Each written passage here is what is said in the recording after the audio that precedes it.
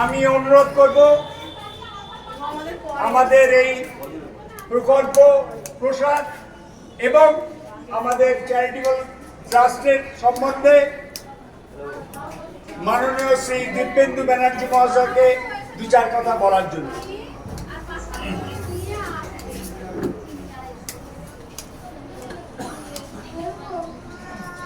মঞ্চে উপস্থিত বিশিষ্ট শিক্ষাবিদ মাননীয় শশাঙ্ক শেখর বেরা মহাশয়, উপস্থিত আমার দাদা অপূর্ব ঘোষ, এখানে উপস্থিত আছেন স্বপ্নচারী চ্যারিটেবল ট্রাস্টের সমস্ত সদস্যা এবং যারা আজকে এখানে উপস্থিত হয়েছেন ছোট্ট ছোট্ট বাচ্চারা, তাদের সবাইকে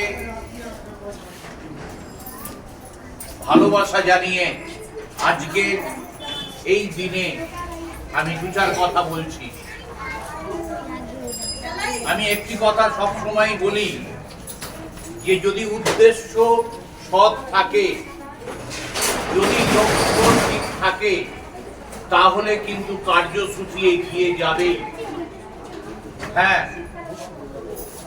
1 বছর অতিক্রান্ত হয়েছে স্বপ্নচারী চ্যারিটেবল ট্রাস্টের উদ্দেশ্য সৎ নিয়ে কমিটি মেম্বাররা, ট্রাস্টের এক্সিকিউটিভ বডির মেম্বাররা এগিয়ে চলেছেন।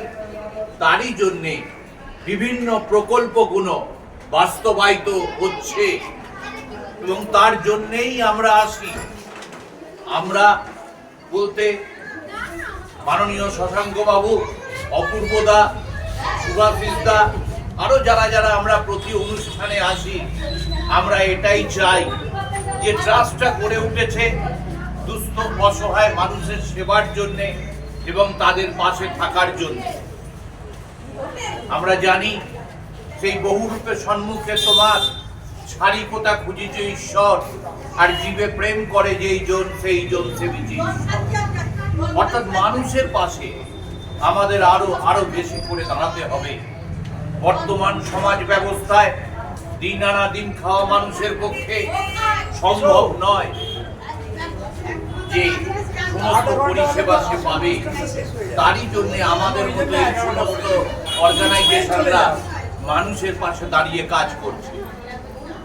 এই যে প্রকল্পটা দেখছেন প্রসাদ প্রকল্প, এই যে প্রসাদ প্রকল্পের মাধ্যমে 156 জন নথিভুক্ত শিশুদের, বালক বালিকাদের তাদের পুষ্টিকর খাদ্য যে তুলে দেওয়ার প্রকল্প। এই প্যাকেটের মধ্যে হয়তো অনেক কিছু পাওয়া যাবে না, কিন্তু পাওয়া যাবে মানবিকতা, মানসিকতা এবং তাদের পাশে থাকার বার্তা। অর্থাৎ এই প্যাকেট থেকে কিছু কিছু খাদ্য আজকে আমরা তুলে দেব আমরা সেবার মাধ্যমে। এটা কোনো দান নয়, এটা হচ্ছে সেবা। আমি আগেও যে কথা বললাম, স্বামীজি বলেছিলেন যে সেবা কর্তব্য কোনো দয়া প্রদান করা নয়। তারই পরিপ্রেক্ষিতে স্বপ্নচারী চ্যারিটেবল ট্রাস্ট তার এই কার্যসূচিকে এগিয়ে নিয়ে চলেছে এবং বিভিন্ন মানুষকে এগিয়ে আসছে। আপনারা দেখছেন বাঁদিকে একটা লেখা, শ্রীমান সুভান মজুমদার, তার জন্মদিন গেছে 12 তারিখে। এই আনন্দকে আগত ভাইদের সঙ্গে ভাগ করে নিল আজকের এই 15ই সেপ্টেম্বরের কার্যসূচিতে। অর্থাৎ মানুষের কাছে যদি পৌঁছানো যায়, মানুষরা এগিয়ে আসবেই। কারণ ভালো কাজে সবসময় মানুষ থাকে, টাকার অভাব হয় না। যদি তার সততা থাকে, যদি তার নিষ্ঠা থাকে, যদি তার সমস্ত পরিবেশ প্রতিকূল থাকে, তাহলেই সে এগিয়ে যেতে পারবে। আমি স্বপ্নচারী চ্যারিটেবল ট্রাস্টকে ধন্যবাদ জানাই। আমি একটা প্রস্তাব দিয়েছিলাম, যে প্রস্তাবটা ছিল আপনাদের বিভিন্ন প্রকল্পের সঙ্গে সঙ্গে যে বয়স্কদের জন্য যদি কিছু করা যায়, যেটা হচ্ছে সিনিয়র সিটিজেনদের জন্য, 60 বছরের ঊর্ধ্বে প্রবীণ নাগরিকদের। সবাই গভর্নমেন্ট পেনশন পায় না, তাদের হাতে কিছু থাকে না। অনেকের ছেলেরা হয়তো বাবাকে দেখে না, অনেকের মেয়েরা হয়তো বিয়ের পর বাবা মাকে দেখছে না। তা তাদের জন্য যদি আমরা কিছু করতে পারি, তারই পরিপ্রেক্ষিতে স্বপ্নচারী চ্যারিটেবল ট্রাস্ট একটা আগামী দিনের প্রকল্প নিচ্ছে। আমি ধন্যবাদ জানাই স্বপ্নচারী চ্যারিটেবল ট্রাস্টের সমস্ত কমিটি মেম্বারদের। গত প্রোগ্রামে আমরা দেখেছি কি, এই আন্দুল শাখা অফিস থেকে আমরা মনে হয় 15ই আগস্ট দিনটা ছিল, 15ই আগস্ট আমরা আর একটু হেঁটে গিয়ে একটা জমি এই স্বপ্নচারী চ্যারিটেবল ট্রাস্ট নিয়েছে, সেই ট্রাস্টের সামনে আমরা জায়গায় গিয়ে দেখলাম কাজ চলছে।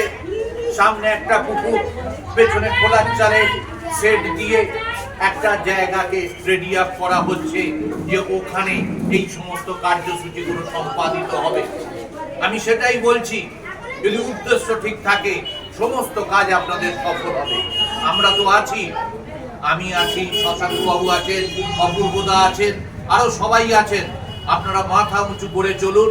আরো একটা কথা আমি বারে বারে বলি, যেখানে মা বোনেদের উপস্থিতি থাকবে, মাতৃশক্তি যেখানে প্রেজেন্ট থাকবে, সেই কাজ কোনদিন থেমে থাকতে পারে না। তাই আপনাদের অনুরোধ রেখে যাব যে স্বপ্নচারী চ্যারিটেবল ট্রাস্টের এই যে বিভিন্ন প্রকল্প দেখছেন, 10টা প্রকল্প চলছে, তার সঙ্গে আরো একটা প্রকল্প যোগ হবে।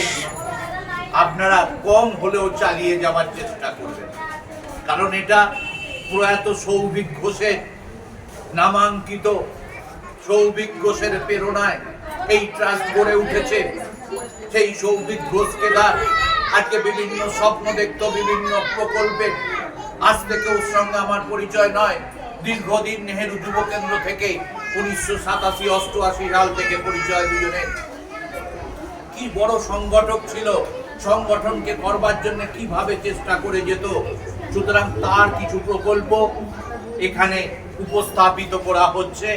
এই প্রকল্পগুলোকে বাস্তবায়িত করতে হবে। আমরা সকলে পাশে আছি। এই মাইকের সাউন্ড যত দূর পর্যন্ত যাচ্ছে, আমি মানুষদের কাছে অনুরোধ রাখবো, স্বপ্নচারী চ্যারিটেবল ট্রাস্টের পাশে থাকুন। আমরা সকলে আছি। এই কিছুদিন আগে আপনাদের একটা ঘটনা বলি।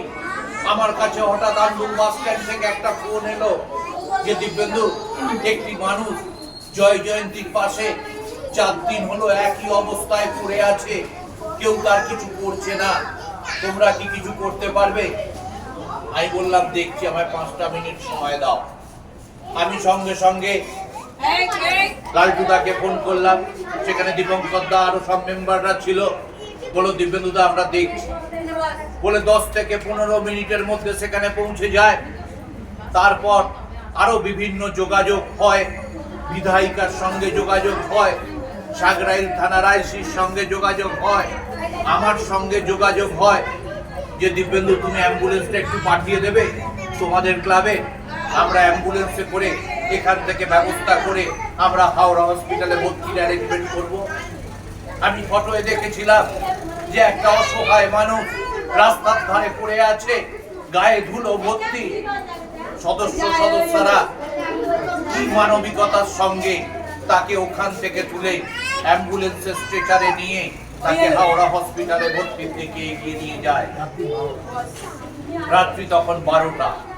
আমি এটাই বলছি যে এই সমস্ত কাজগুলোকে নিজের মতো করে করতে হবে, ভালোবেসে করতে হবে। মনে রাখবেন, এই কাজে অনেক ভালোবাসা পাওয়া যায়, অনেক নাম, অনেক কথাও শুনতে হয়। এক কান দিয়ে শুনবেন, এক কান দিয়ে বার করে দেবেন। খালি মনের দিক দিয়ে ঠিক থাকবেন, আমি ঠিক কাজ করছি, আমি সততা নিয়ে কাজ করছি, আমি মানুষের জন্য কাজ করছি, আমি স্বামীজি এবং মাদার টেরিজার আদর্শে কাজ করছি। বাচ্চাদের সবাইকে বলছি, তোমরা এই সংগঠনকে মনে রাখবে বড় বলে। এই প্রসাদ প্রকল্পের আজকের যে তোমরা পাচ্ছ, এই যে আজকের যে কিছু আমরা তোমাদের দেব, সেটা বাড়িতে নিয়ে গিয়ে খাবে, সবাইকার সঙ্গে ভাগ করে খাবে, এটাই আমাদের আনন্দ। সকলকে শুভেচ্ছা, অভিনন্দন জানিয়ে আমি আমার